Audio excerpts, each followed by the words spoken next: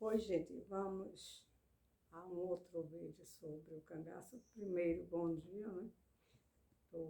Estou gravando logo cedo, né? E então, conforme eu já expliquei em outros trabalhos que eu estou publicando, que o meu intuito é estudar o cangaço, estudar o rei do cangaço Virgulino Ferreira da Silva, conhecido por Lampião, né? Mas estudar com fazendo uma outra abordagem, né? Porque já existem tantos trabalhos, mas tantos trabalhos, muita gente publicando livros, fazendo, levando para a avenida, né? Carnaval, levando para as telas de cinema, para o teatro. São tantas as pessoas que já se dedicaram e se dedicam a esse estudo, fazem rota do cangaço. E então a pergunta é: será que isso era normal ou é normal uma pessoa sair por aí matando todo mundo, matando as pessoas indiscriminadamente, sem as pessoas serem seus inimigos, né? Será possível isso, né? Porque sabemos que algumas pessoas podem cometer crimes no momento de uma discussão, de uma raiva ou de uma vingança, talvez porque alguma pessoa lhe fez alguma afronta ou qualquer coisa assim, pode até justificar, mas essa pessoa também que comete esse crime pode depois arrepender-se. Agora, o Virgulino foi um caso excepcional, né? Que entrou para a história, entrou para a história. Porque, gente, por incrível que pareça, nestes 2 volumes aqui que eu tenho, deste livro daqui, Memórias de um Soldado de Volante, são 2 volumes. Né? Se nós formos contar quantas pessoas foram citadas aqui, que andavam atrás do Virgulino, porque o Virgulino vivia matando todo mundo, vivia tocando fogo, saqueando, roubando, né? Mas ele não se saciava, né? Existem casos que merecem uma análise, não só colocando a pessoa, porque ele era brabo, ele era herói, ele conseguia dominar, organizar grupos, né? Grupos para matar. Não pode, gente, ser uma coisa tão banal, banalizar dessa forma, né? Por isso que eu enveredei por outro caminho, procurar analisar o porquê, né, do Virgulino ter cometido tanto crime, ter matado tanta gente. Foram mais de 20 anos, toda a vida de Virgulino praticamente, né, foi matando, né, até que vai ter um fim, um dia tem um fim, porque a pessoa tendo fim, então, digamos assim, essa forma de vida vai ter um fim também, mas nós temos que analisar, né, à luz das ciências, entender o porquê que a pessoa vai tornar-se um criminoso. Por exemplo, aqui eu encontrei Freud, né, na literatura freudiana, que eu tomo por base a psicanálise. Freud também estudou os criminosos, né? E ele foi verificar o porquê da pessoa cometer crimes, né? E ele diz o seguinte, que a pessoa, muitas vezes, que vive cometendo crime, aquilo dali vai tornar-se para ele um alívio. Ele vai aliviar-se depois que comete um roubo, um assalto, um crime, né? E o Virgulino ele além de roubar, assaltar, extorquir as pessoas, porque ele mandava bilhetes dizendo, mande uma quantia X, ou eu vou aí, e se você não mandar, eu vou e lhe mato. E ele fazia, então isso não é normal, gente. Tomando por também, acrescentando também a isso, o Virgulino, ele chegou a quase matar uma das filhas, porque a mulher com a qual ele, dizem que ele conviveu um período curto da vida dele, que ele não era de viver ao lado de mulheres, né? A Maria Oliveira, que depois vai tornar-se Maria de Déia, Maria de Capitão, Maria Bonita, né? Essa mulher, ela engravidou, segundo contam, aqui tem no livro de João Sousa Lima, que é um dos que mais escreve e mais fala sobre o Virgulino, né? Ele coloca aqui, neste livro, que o Virgulino queria matar a própria filha, uma que nasceu viva, né? Ele quis matá-la. Então, isso não é normal. Não pode, ninguém pode levar isso pelo lado achar isso que era uma coisa normal. Não era, não era. Então, eu fui estudar o Virgulino, por que do Virgulino matar tanto, né? Inclusive, escrevi este livro, né? Dos mitologemas na imortalidade do passado lampião, que ele torna-se imortal, porque ele cometeu tanto crime que ele é uma pessoa das mais biografadas, estudadas, né? Agora, tem um detalhe, as pessoas fazem o trabalho, né? E só contaram os fatos, porque houve digamos assim, o combate de Maranduba, o combate da Serra Tal, o combate em Nazaré do Pico, o combate em Sergipe, gente, era o tempo todo, o Virgulino, o tempo todo, era a única coisa que o Virgulino sabia era matar, assaltar, estuprar, roubar. Né? Então, isso tem que ser estudado à luz das ciências para poder se entender o porquê, né? E exatamente aí que nós vamos encontrar que era uma paranoia, né? Que o Virgulino, ele não tinha, ele não era louco, ele não era doido. Veja, cada coisa é uma coisa, né? Ele era uma pessoa que ele tinha uma patologia, ele era psicopata, né? E o psicopata em alto grau, que era justamente o serial killer, né? O Virgulino, ele, por onde andava, ele tocava fogo nas casas, nos animais, em fazendas, fazendas com animais, ele tocava fogo em tudo, né? Então, eu fui verificar justamente essa parte para encontrar a causa, né, de viver matando tanto, né?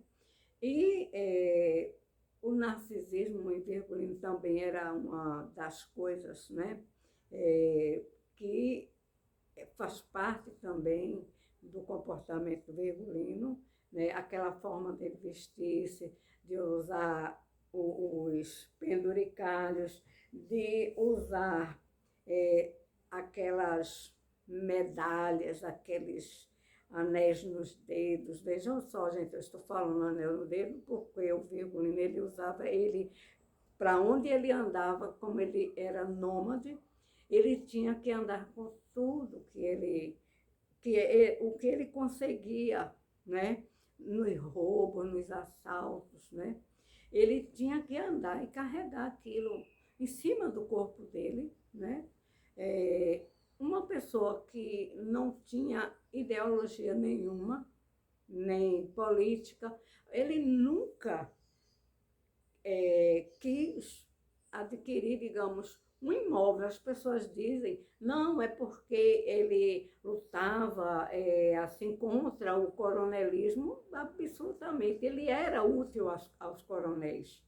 Por quê? Porque os coronéis também contratavam os serviços de Virgulino, apoiavam o Virgulino dentro de suas fazendas. Por quê? Porque eles sabiam, os coronéis, que o Virgulino, os cangaceiros estando ali naquelas fazendas, ninguém entrava, ninguém ia roubar, ninguém ia saquear. Então eles faziam, né? Não eram todos os coronéis. Teve o Petros, né, que ficou muito famoso, que inclusive pegou dinheiro do Virgulino. O Virgulino roubava muito, né? Assaltava quando não tinha alguma coisa para ele, um suprimento, ele mandava um bilhete ou ele assaltava, né? Então o Coronel Petros, ele fez digamos assim, uma sociedade com o Virgulino e comprou, dizem que, está na história, está nos livros, né? Que ele comprou 17 fazendas com o Virgulino, fazendas com gado, já que o Virgulino não podia ser proprietário porque ele era um criminoso e ele não tinha assim uma parada fixa, ele não podia ficar, 24 horas do dia que ele ficava, né? Naquela, né? Sempre na expectativa, né, de ser morto ou de matar alguém. Então, com o Coronel Petros, né, ele fez digamos assim, essa sociedade e o Coronel Petros comprou as fazendas, mas o Coronel Petros caiu digamos assim, na leseira, né, de querer enganar logo um psicopata. Se deu mal, muito mal. Por quê? O Virgulino, quando descobriu que foi enganado, ele tocou fogo nas fazendas do Coronel Petros.